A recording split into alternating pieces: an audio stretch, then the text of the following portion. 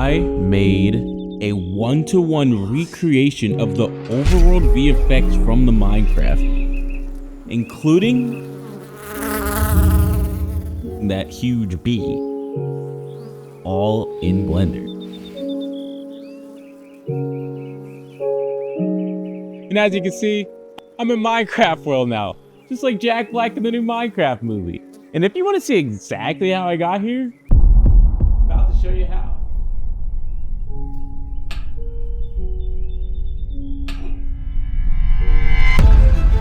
On September 4th, 2024, the first trailer for the Minecraft movie was released, and the internet went fucking nuts. And I was no different. Watching one of the most popular video games get an official live-action movie that wasn't even fan-made, that sparked something. It gave me excitement, because it gave me an idea. An idea some might call crazy. An idea I wasn't even sure that I could do. An idea that would apparently cost $150 million in budget and a giant Hollywood cast and crew. Two things I don't really have. But what I do have is a question. Do I really need that stuff? I knew what I wanted to do. I want to recreate this. But how?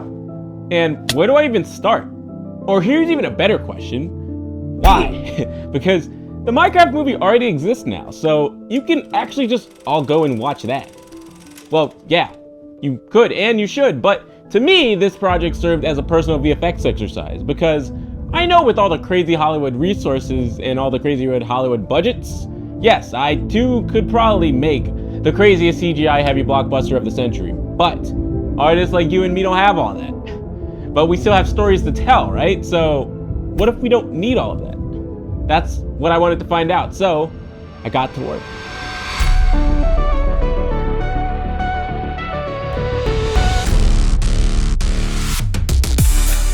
And I started by doing some research. I had an idea and a vague plan, but a lot of holes to figure out because I have no idea how Hollywood actually made any of these shots. So I started Google searching and I gathered as much reference as I could and started studying this trailer, specifically this shot, which spoke to me for a few reasons. One, it visually looks stunning, it's great. Two, it's the first moment we see what IRL Minecraft looks like through the lens of Hollywood. And three, I thought I could actually pull this off. This shot specifically. And the more I looked at it, the more my vision for this project actually became clear. To my surprise, the Minecraft world isn't just 3D. This movie uses a combination of practical sets with CGI extensions and green screens to expand the world even farther. And this shot is a perfect example of that. And even without the $1 million resources, with Blender, my collapsible green screen, and some pocket change for any costumes and props, I still think I could pull this off. And I had to truly do my due diligence here too. Because it's easy to say I'll remake something, but to hold the responsibility of accounting for every single pixel presented in this shot, I would truly need to reverse engineer this shot to understand how the movie came to this vision of photorealistic Minecraft and how I could do the same. Because real life Minecraft isn't necessarily a new idea. There have been a handful of fan remakes done before, some of which even went viral. But none of that actually even did the same approach as the movie did. This was a truly unique style that they created to show Hollywood's take on IRL Minecraft. So, between analyzing the shot, watching movie BTS, playing the actual Minecraft video game, and even exploring the Minecraft modding community, for long I felt I've done enough research. I was ready and I was excited. I take on my first Hollywood VFX remake. And it all started here. And seeing as Minecraft is made up of cubes, I actually see this as the perfect starting point, conveniently. During my research, I learned that Minecraft has a lot of material blocks in its games, and the movie did a good job incorporating those. Dirt blocks, grass blocks, stone blocks, obsidian, leaf blocks, oak blocks. The list goes on, and to pull this off, I'm going to have to account for all of those materials that they use in this shot. And luckily for me, There's material websites out there in plenty, like Polygon, that give me access to tens of thousands of materials to use with the click of a button. So to get a good handful of the materials I actually use was as simple as just searching it, clicking download button, and it applies right to my block. It was easy to get myself a starter pack of material blocks to start blocking my actual Minecraft scene. And with the movie screenshot plugged into the background, I could sort of trace out the shot and start placing my blocks to actually match with it, which took a while, but with some patience and music, I was able to find a vibe. Analyzing the shot, I saw that I could split it into a few layers. As a final composited shot, it's one vast, expansive landscape, which can seem a bit overwhelming to tackle. But when I broke it down, I truly only really saw 4 layers. The foreground grass layer, a middle grass layer that's kind of hidden, this middle water layer with all of the mountains, the pixelated islands, and then finally you get back into the horizon line in the sky with the cloud. So I developed it as such, placing placeholder Minecraft elements everywhere that made sense. Minecraft trees, Minecraft weeds, Minecraft pigs. The blocks go there, and even roughly modeling the island shapes that I'll pixelate later, and I'll explain that. I cannot stress enough how important this initial block out step was. And it was fun to see what it started to actually look like with the actual in-game assets I got from one of the mod packs. This step was the actual rebuilding of the scene. Despite this just being a fun VFX experiment for a YouTube video, nothing about this project was quick or easy.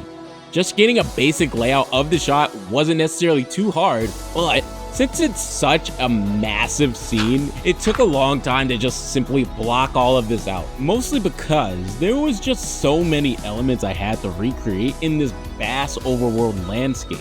I had to block out the foreground meadow, the middle layer you can barely see, the arch-shaped island on the left, this waterfall on the right, the canyon behind the waterfall on the right, the little bits of land surrounding that,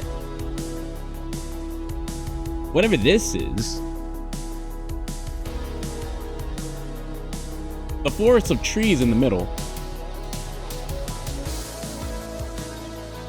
there's a little canyon way in the back, and even hand model the shape of these 3 snow mountains. And for me to show every step of all of that would honestly make this video way too long, so I'll save those for some other upcoming videos. And as this project developed, I started to think about how to actually turn these roughly modeled structures into actual block-like Minecraft landscapes, but I'd be lying if I said I didn't have a plan for that already, because a while ago, I actually stumbled upon this YouTube tutorial that showed me exactly how to turn any 3D model into Legos, which happened to be also cube-like, just like Minecraft.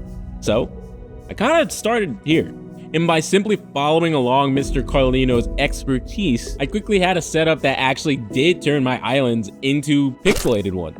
And I have no shame in that either. You're never too good to learn something from a YouTube tutorial. I live on that shit.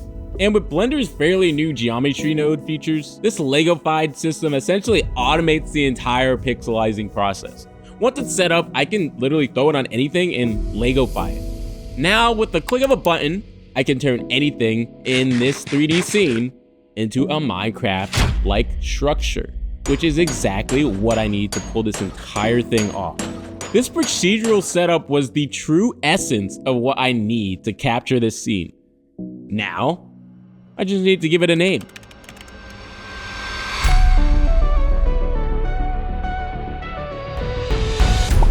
The blocking of the shot was a very important step. With this done, I could say that 90% of the assets I saw in this movie shot are now accounted for. And now I just have to come up with some photorealistic assets for them, whether it be modeling from scratch, using pre-made assets from other libraries, or remixing them to fit this project. I knew that I had to dig into my bag of 3D artist trickery to pull this off, like this grass, for example. I did have to generate tens of thousands of grass plates, but there's certain tools that make this easy to do, like Geoscatter. This essentially makes grassy meadows in a single click. with tons of customizable options. So to make 1 million grass blades, I basically just had to type in 1 million and just hope my computer doesn't set on fire. And this grass workflow was the same for each section that needed it. It would be as simple as clicking the ground, choosing a biome preset, waiting for it to load, fine-tuning the amount and size, and eventually I had my grassy meadow. And these blocky Minecraft trees, which the movie actually made as a practical set piece. However, I'm not sure if they were used in this particular shot. Nevertheless, I'm making this tree photorealistic by throwing a wood texture on it and using this bush asset to make some leaf blocks. This is probably the first example here where you'll see me use pre-made assets that I had lying around from previous packs and repurpose them or remix them into something that actually fits with this project. And the rest of the greenery followed suit as well. Pretty much all of the greenery I used here were from plant asset packs that I've had lying around. These ones to be exact, which really come in handy when you're making an asset dense project like this one. The way Blender's library system is set up, I could basically just scroll down until I found a weed or a flower that looked similar to the reference and then just drag it into place. But for the peculiar assets like this square bush, I had to actually make custom. But I was still able to utilize tools that I had like geoscatter to scatter around individual elements like a leaf or grass to get these custom bushes. I'll link the specific packs I've used in the description in case you actually wanted to follow along exactly. But if you have the time and tenacity, feel free to make all of this stuff on your own, including these leaves. There's plenty of tutorials that actually show you how to do that.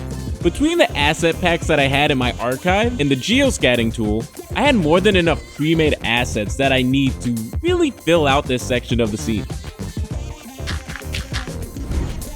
But this foreground section is really just the beginning, because I still have quite a few layers to work through in texture, including this middle layer, which was peculiar because it's basically just an extension of the foreground that's lower and you can barely see it. It just peeks out when the camera moves upward. And since it's the same as the foreground, it basically gets the same treatment.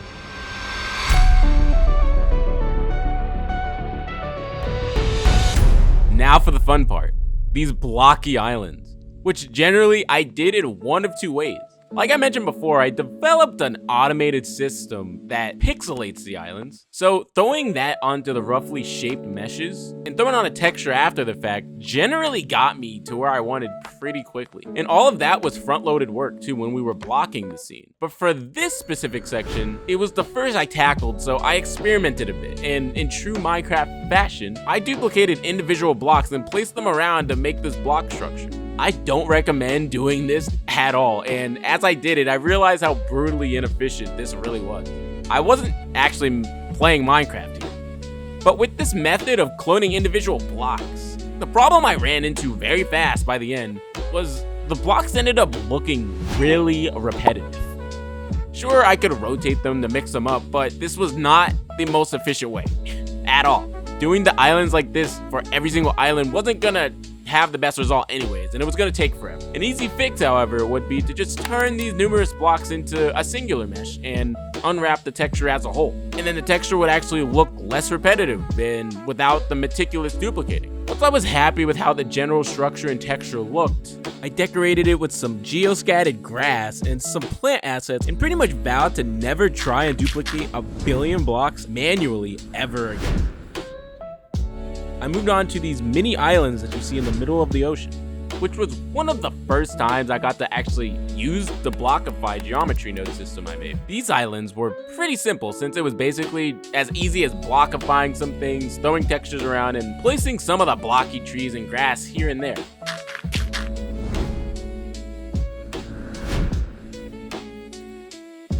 Now, this waterfall section is interesting because not only is it one of the most prominent parts of this shot, but this also has water simulations involved, which I'm not a total expert at all, but I love getting my feet wet when I get the chance. Immediately, I knew either Liquigen or Flip Fluids would be perfect here. Both are great, fast, and give great results suitable for actual production. But I didn't know which one to use for this specific project. and since I couldn't decide, I tried both. First, booting up Liquigen, which for only $20 gave me a playground of a program to virtually splash around in and get a pretty solid waterfall sim. All of the simulation was real time too, and even with my really old GPUs, it still gave me incredible speed and a pretty good result. But after sitting with this for the rest of the project, I actually ended up thinking it could be even pushed even farther than this. Yeah, it looks good right now, but when I was comparing it to the movie version, there was like minute detailing missing. So I did a version 2 with flip fluids.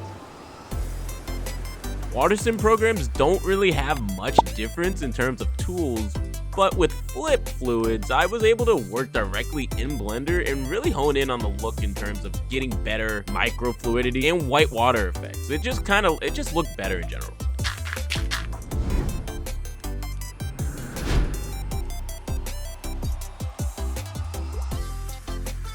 At this point, I'm starting to develop a bit of a workflow as I see this scene get built out. I have the shape, I blockify it, add this rock texture, and decorate it with some greenery, and I was done. Which is way easier to condense than it was to actually do. Obviously, I truly cannot stress how much of the work was front-loaded when we blocked everything out and made our GeoNode setup. That was basically the brunt of the work. The rest of what I'm doing here is just actually making everything look pretty and accurate. As I worked further into the background, I realized the details became more and more indistinguishable, yet more voluminous, especially in this section. They basically spammed the fuck out of these trees. And the trees we made have a good bit of geometry and detail to them. So if I spam these to the tens of thousands like in the shot, Blender would probably crash and my computer would probably set on fire. So what did I do here? Simplified them even more. So taking these trees that I made and simplifying them was simple enough because if I just select all the faces and click this button, then all of a sudden I'm working with half of the polygons and half of the computing load. But if I go too overboard with it, it's gonna start to look like poop. So finding the balance between lowering the polygons and keeping some of the quality was kind of key. And I even took it a step further and dwindled down these photoreal leaves into simple texture cubes, which is also easy enough because to do that was basically to just throw a leaf pile texture onto it. Then I could spam it here and have a luscious Minecraft forest like in the movie. And it was so far into the background and spammed so hard, you can't even tell they're just bots.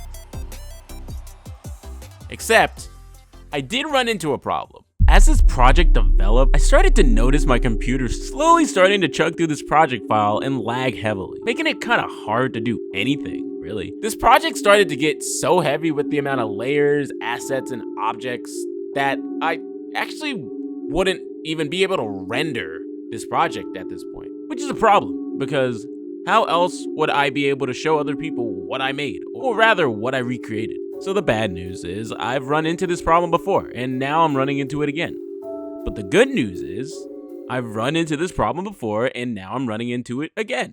So because of that, I actually know exactly what to do now. We fixed this with view layers. I was gonna render every single one of these islands as its own plate. So after the fact, I'll have 20 different island plates I could just composite into one final shot, which would essentially split the computing load by 20, theoretically. So I should be able to render this no problem. Not to mention, it would give a lot of flexibility when we finally get into After Effects for the composite. And setting it up was actually easy enough. I just had to separate my objects into separate bins and toggle the visibility in the different view layers. Oh, and set up the compositing tags like this. And side note, if you guys have better GPUs than I do, you might be able to get away with this views layer step. I'm rocking two 2080 Ti's. These are outdated, but they're still kicking and I'm still using them. So if you have something newer, your mileage for this step might vary. You might have to use view layers, you might not.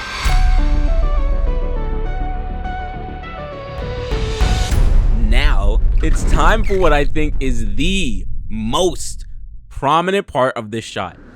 These snowy mountains. As soon as this shot comes up on the screen, it's probably the part all of our eyes instantly dart to, since they're big, pretty, and detailed, so it's actually imperative that I get these snow mountains right. And since the shape of these mountains are so specific, I couldn't just stretch out some rough objects like in the other island. I had to get to sculpting, which allows for a digital pottery-like workflow where I can just mold the mesh like clay for a super accurate shape. And although sculpting all 3 mountains did take a bit, this was definitely the right approach.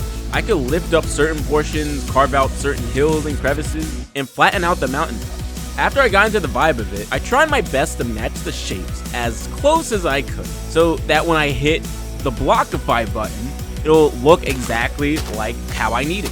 However, the interesting part here is that the artist behind the movie didn't decide to have blocky snow for some reason, which is easy enough for me because I can just turn off my geometry. But the question still remains, how do I even get snow to only cover parts of the mountain? Which really could be done in a few ways. Texture painting onto the mesh, I was able to paint along the snowy parts. So by the end, I had this black and white texture map that looks a little funky, and it actually looks like this, which looks like nothing to me, but Blender knows how to use this, and it worked perfectly. So then if I were to throw this texture onto the opacity of a snow texture, and throw that onto this duplicated mountain, I would be left with snow. Now when I combine this into my blockified mountain, this is how I achieved these Minecraft movie snow mountains. Simple concept, and only one of the many bags of tricks us 3D artists have for projects like these.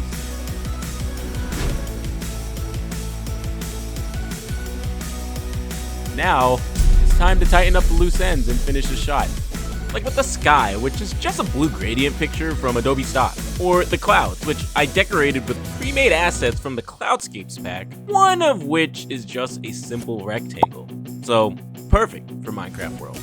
And the ocean, which there are 1,000,002 ways to actually do this, but I followed this guy's tutorial and made it look nice. Oh, and not to mention the lighting in the camera. Since this is an outdoor scene, an HDR actually does a lot of the heavy lifting as far as lighting goes. It's basically a picture of the actual outdoors in real life that gets turned into a giant dome for Blender to use for easy light. And although this sky does most of the job, there were parts that could use a bit more love. So I ended up going around the scene and placing individual lights in places that I think needed some extra attention. When I put the Blender scene and the reference from the movie side by side, and if I saw any lighting differences, that's basically where I put an extra light to just match better. Now it's time to animate the camera, which actually was easy. It was here when I needed to actually finally start thinking about how to incorporate green screen footage that I have yet to shoot. And really, there's a few ways this could be approached, actually. I can just track that shot and have my CG camera match the live footage exactly. But since I'm a one-man band and my green screen plate most likely won't have any camera movement in it, I'll be doing the inverse of that workflow and tracking the live action to the CG camera, which was actually easy to animate and match. Then later, I could throw my locked off green screen plate into the 3D scene and get the movement to match up exactly in Compositing. Oh, and actual last thing, I ended up modeling some Minecraft bees too, which ended up being a crucial part in tying in the 2 shots together as it flies into the camera to motivate the camera movement into exploring more of the landscape. This video was already a bit too long, I'm not gonna lie, so I won't go deep into the workflow for this bee modeling and the second portal shot here, but if you're so intrigued, I will be posting some more tutorials focusing on those very soon. But after that, the shot is actually finally done. Or at least it's ready for rendering. So let me just go do that really quick.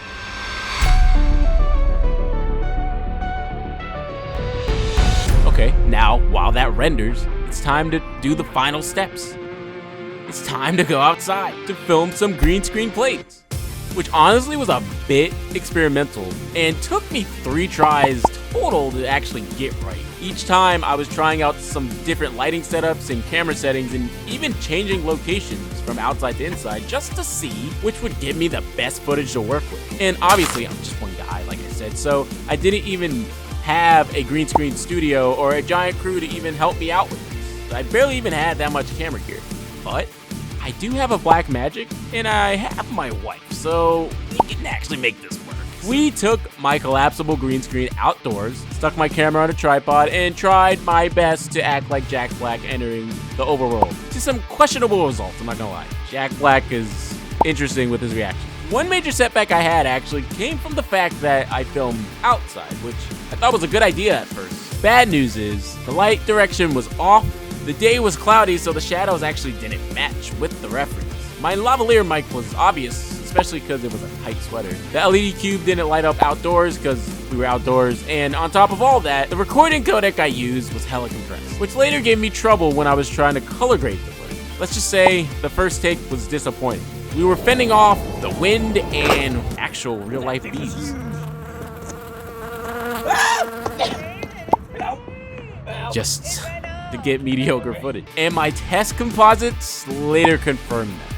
This footage turned out to be a fail, but a decent first attempt. So I set out to redo it a second time, but this time in my living room, which not only gave me protection from bees, but also more control over my lighting. Yes, my space is a bit more constrained since I'm indoors in an apartment, but having more control and more knowledge from my past mistakes, these takes should go way smoother. Most importantly, this time I'm shooting in raw 4K resolution, meaning I could actually get the highest quality footage my Blackmagic Pocket can possibly get. I can push the color grading as much as I want later. And I'm glad I redid the green screen plays. They still weren't 100% perfect. You can still see some glare in my glasses, which kind of sucks. But this footage was way cleaner than before.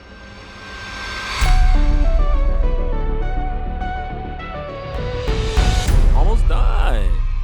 Yeah, I'm almost done. After months of 3D elbow grease, more weeks of rendering, and a few attempts at recording the green screen, it's finally time to put it all together in Compositing. A lot of what brings VFX shots together is in the Compositing. And since we rendered this shot in 20 different layers, we have a lot of flexibility.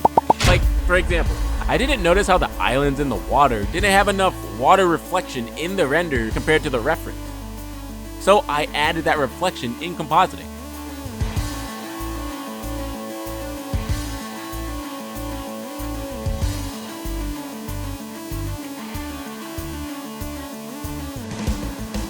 Or, as another example, I didn't notice how the islands, when they moved up, actually moved a little slower when compared to the reference. But instead of re-rendering a new camera shot, I just added some more movement in Compositing. It's that easy.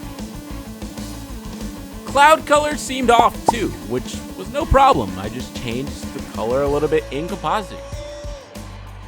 A lot of what I did in this step was really trying to match everything with the reference and add any additional details that I might have missed, like depth of field and fog.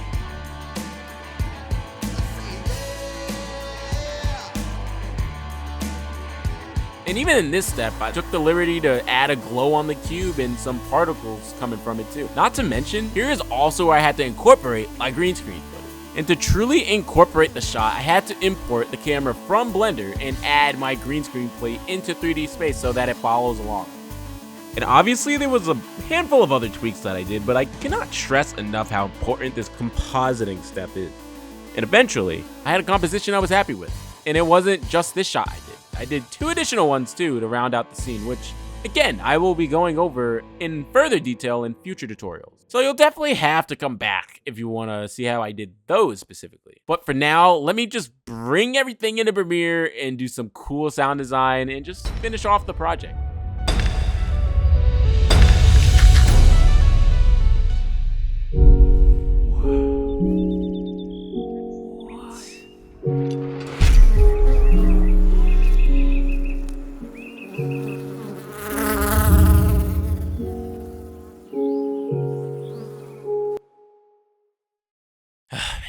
And all of that was a lot. Before I started this project, I had an inkling that it would take a while to complete. But from beginning to end, this took me 4 whole months to finish. I know, that's hella long. My mission with this project was to show how, even at home and with minimal budget, you and I can achieve Hollywood level effects. And what better way to show that than to actually recreate a Hollywood level effect shot? I don't have Minecraft's $300 million budget, nor do I have the massive crew to help me film all of this, or a VFX house to hire to help me with this, or even Jack Black. I don't have Jack Black to help me make funny faces, yet I still got it accomplished, at least to the best of my ability. You tell me how well or how bad I did in the comments below. But now that I'm done, I've come to actually learn something. Yes, I did this all by myself, with little help and a little dollars. In all honesty, this was probably not the best way to do it. A little more help actually would have went a long way.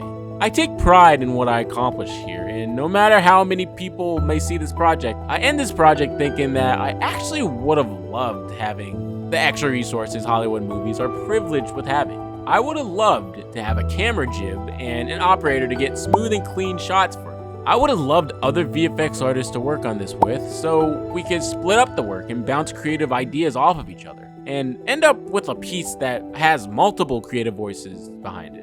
I would have loved to even have set designers to actually make some of the props to interact with. The experience we as filmmakers get from the simple collaboration with other artists is invaluable. It creates learning opportunities and memories. There's magic that happens when a bunch of really talented and passionate people come together to collectively work on one project that they each can call their own. And I, as a solo artist, missed out on a lot of that magic because I did this solo.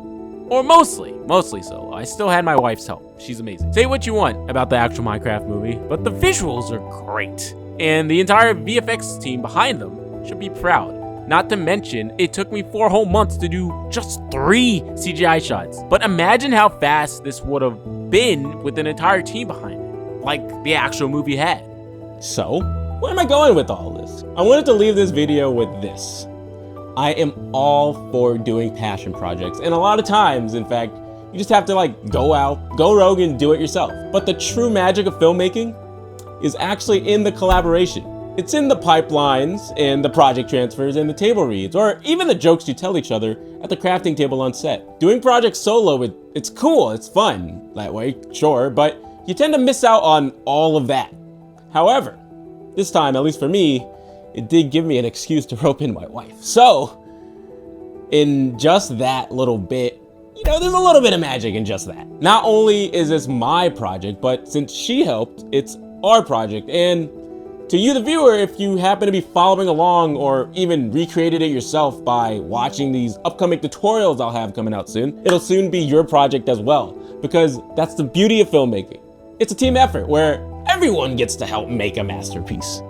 So with that said, I hope you come back soon because there will be even more in-depth tutorials on the project. And if you want to learn how to do this and get down and dirty with Blender, these videos will be just for you. I hope you all enjoyed my crazy personal project.